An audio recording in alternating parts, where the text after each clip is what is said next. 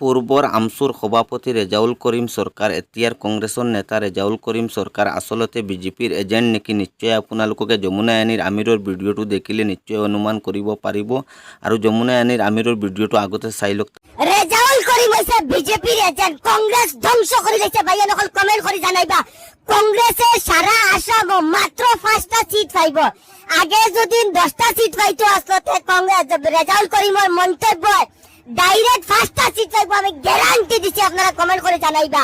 কালকে জন খরিয়াও বেটা উঠিয়া কয় হে বলে তিনিচুকিয়ারে ধুবুরি বানাইতো আর ধুবুরিরে তিনিচুকিয়া আর শিবসাগরে বলে ধুবুরি বানাইতো নিয়াল্যান্ড বানাইতো অর্থাৎ ডাইরেক্ট বিজেপি যেখানে শিখাই দিছে বেটা ওখানে কই দিছে।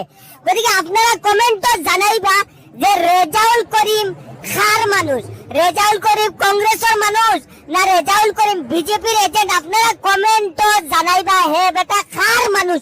অত্যন্ত ঘৃণনীয় মন্তব্য করছে রেজাউল করিমে।